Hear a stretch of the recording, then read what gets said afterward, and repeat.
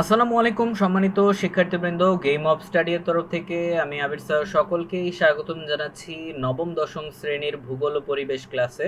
তো মূলত আমরা দ্বিতীয় অধ্যায়ে ছিলাম, তো আজ হচ্ছে দ্বিতীয় অধ্যায়ের দ্বিতীয় ক্লাস। তো আমরা প্রথম ক্লাসে অলরেডি কিন্তু বেসিক বিষয়গুলো নিয়ে কিন্তু আলোচনা করেছিলাম।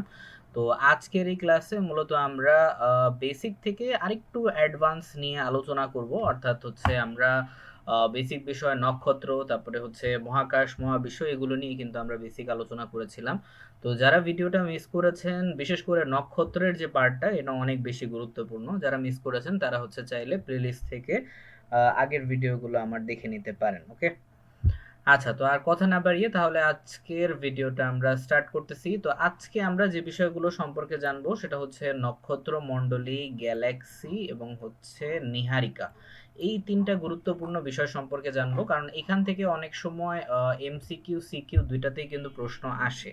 ঠিক আছে, আচ্ছা, তো এটা একটু দেখি। বিশেষ করে নক্ষত্র মণ্ডলী থেকে অনেক সময় এমসিকিউ প্রশ্নগুলো একটু বেশি আসে। নর্মাল ভাবে আমরা একটু জেনে রাখি যে নক্ষত্র মণ্ডলী কি।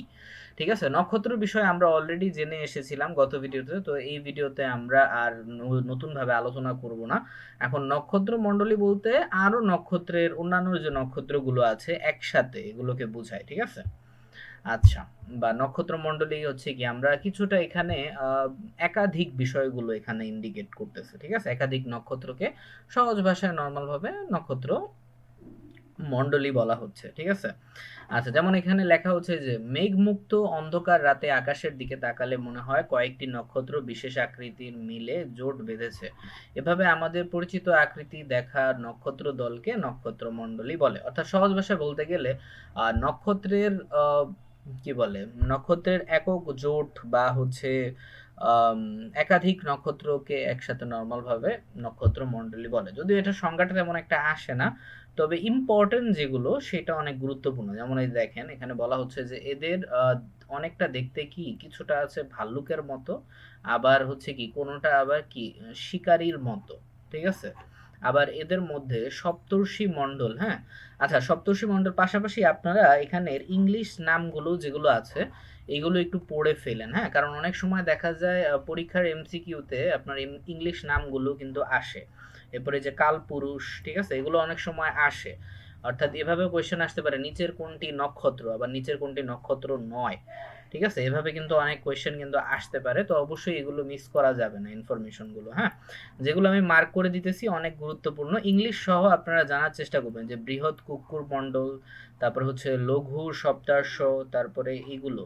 ঠিক আছে, বৃহৎ কুকুর মণ্ডল, তো এগুলো অনেক গুরুত্বপূর্ণ। যে কয়েক নক্ষত্রের নামগুলো অবশ্যই ভালো করে খেয়াল রাখবেন। ঠিক আছে, তা আর তেমন একটা প্রবলেম হবে না এখান থেকে। তো নক্ষত্র মণ্ডলী থেকে এই পর্যন্তই। যেগুলো আমি মার্ক করে রেখেছি অবশ্যই আমি সব ক্লাসে বলি যে আপনারাও আপনাদের মেইন বইয়ের হাইলাইটার পেন দিয়ে হচ্ছে আপনারা মার্ক করে রাখবেন। ওকে, আচ্ছা, এবারে আমরা আসি গ্যালাক্সিতে। গ্যালাক্সিটা অনেক বেশি গুরুত্বপূর্ণ, কারণ গ্যালাক্সি থেকে আপনাদের সংজ্ঞা কিন্তু আসে পরীক্ষায়, সৃজনশীল আকারেও কিন্তু থাকে, আবার এমসিকিউ আকারেও কিন্তু থাকতে পারে। তো আমরা একটু গ্যালাক্সির বিষয়টা জেনে নিই। বলা হচ্ছে যে মহাকাশে গ্রহ, নক্ষত্র, ধূলিকণা, ধূমকেতু, তারপরে হচ্ছে বাষ্পকুণ্ডের এক বিশাল সমাবেশকেই নর্মাল ভাবে গ্যালাক্সি বা নক্ষত্র জগৎ বলা হয়।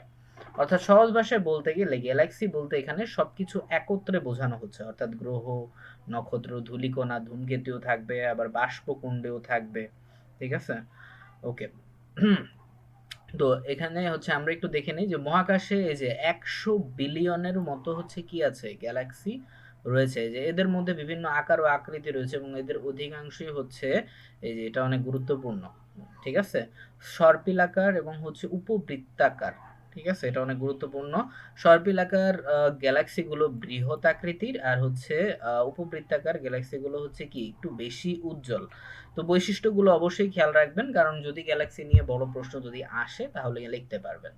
আর এরা পরস্পর ব্যাপক ব্যবধানে কিন্তু অবস্থিত, মানে অনেক দূরত্ব কিন্তু আছে এদের মাঝে। হ্যাঁ, আর কোনো একটি গ্যালাক্সির ক্ষুদ্র অংশকে, এটা খুবই গুরুত্বপূর্ণ, এটা অনেক পরীক্ষায় কিন্তু আসে, ইভেন বোর্ড পরীক্ষাও অনেক সময় আসে, সিকিউ এমসিকিউ দুইটাতে, যে কোনো গ্যালাক্সির ক্ষুদ্র যে অংশটা সেটাকেই বলা হচ্ছে ছায়াপথ। ওকে, আচ্ছা, কারণ অনেক সময় আমরা মনে করি যে গ্যালাক্সি ছায়াপথ দুইটা কিন্তু সেম না, বিষয়টা কিন্তু এরকম না। তো এই বিষয়টা গোলায় ফেললে হবে না। তো মূলত হচ্ছে এই গ্যালাক্সির ক্ষুদ্র অংশ থেকেই মূলত ছায়াপথ তৈরি হয়। আচ্ছা, তো এবার আমরা একটু লাস্টে আসি। তো বলা হচ্ছে যে নিহারিকা, নিহারিকাটা আবার কি? নিহারিকার ইংলিশ নামটাও একটু খেয়াল রাখেন, এটা অনেক সময় আসে নেবুলা। ওকে, তো নিহারিকা যেটা, নিহারিকা হলো মহাবিশ্বের এই যে অসংখ্য স্বল্পালোকিত তারকার আস্তরণ, ঠিক আছে? মানে হচ্ছে অনেক স্বল্প আলোকিত যেই হচ্ছে বস্তুগুলো আছে নর্মালি, সেগুলোকে বলা হচ্ছে নিহারিকা। হ্যাঁ, মহাকাশে যে স্বল্প আলোকিত তারকা, ঠিক আছে, সেগুলোকে নর্মাল ভাবে তারকার আস্তরণ হচ্ছে কি আমাদের নিহারিকা। হ্যাঁ, আর এদের আকার হচ্ছে একটু বিচিত্র। আর এই যে কিছু নিহারিকার দেহ এই যে গ্যাসীয় পদার্থে পূর্ণ, আবার এদেরকে হচ্ছে কি গ্যাসীয় নিহারিকাও বলা হয়। এক একটি নিহারিকার মধ্যবর্তী দূরত্ব ব্যাপক। হ্যাঁ, এক একটি নিহারিকার মাঝে কোটি কোটি নক্ষত্র কিন্তু কি থাকতে পারে। হ্যাঁ, আর এরা যেহেতু পৃথিবী থেকে কোটি কোটি আলোকবর্ষ দূরে রয়েছে, তাই এদের মাঝে যেসব নক্ষত্র রয়েছে তাদের পৃথকভাবে শনাক্ত করা যায় না। আচ্ছা, এগুলো তেমন একটা ইম্পর্টেন্ট না, তবে হ্যাঁ, যেগুলো আমি মার্ক করে দিয়েছি এগুলো অবশ্যই আপনারা ভালো করে রিডিং পড়বেন, এটা অনেক গুরুত্বপূর্ণ। ওকে, তো আমি শর্ট করেই ক্লাস নেওয়ার ট্রাই করতেছি, যাতে হচ্ছে আপনাদের খুব বেশি বোরিং না লাগে। অধিকাংশই আপনার থিওরিক্যাল বিষয়, তবে এখানে অনেক কিছু বুঝার আছে। হ্যাঁ, কারণ যেগুলো আমি মার্ক করে দিয়েছি সেগুলো আপনাদের এক্সামের জন্য অনেক অনেক বেশি কাজে হবে, সিকিউ এমসিকিউ দুইটার জন্যই। আর অবশ্যই হচ্ছে যেগুলো আমি মার্ক করে দিয়েছি অবশ্যই চেষ্টা করবেন আপনারা হচ্ছে খাতায় সুন্দর করে আলাদা একটা খাতা রাখবেন, সেখানে আপনারা নোট করে রাখবেন। ঠিক আছে, প্রতিটা সাবজেক্ট নোট করে রাখলে এটা আপনার জন্যই ভালো হবে। ওকে, তো আজকের ক্লাস তাহলে এই পর্যন্তই। ইনশাল্লাহ আমরা নেক্সট ক্লাসে এই যে ছায়াপথ, উল্কা, এগুলো বিষয় সম্পর্কে জানবো। তো যেগুলো গুরুত্বপূর্ণ বিষয় সেগুলো আমি মার্কার দিয়ে দাগ দিয়ে দিব, সেগুলো আপনারা বাসায় আপনারা বোর্ড বইতে হাইলাইট করে নেবেন অবশ্যই।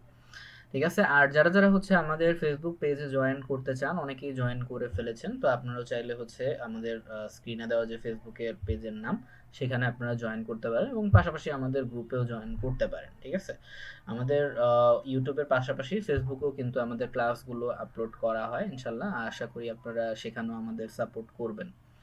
ওকে, তো এই ছিল আজকের ক্লাস ইনশাল্লাহ। আর যদি ক্লাসে কোনো সমস্যা হয়ে থাকে তাহলে অবশ্যই কমেন্ট করে জানাতে ভুলবেন না। ইনশাল্লাহ আমি আবির স্যার চেষ্টা করব আপনাদের সমাধানগুলো করার, ঠিক আছে, আপনাদের প্রবলেমগুলোর। ওকে, সো আজ তাহলে আমি আবির স্যার এখান থেকে বিদায় নিচ্ছি। ইনশাল্লাহ নেক্সট ক্লাসের জন্য আমন্ত্রণ রইল। ধন্যবাদ।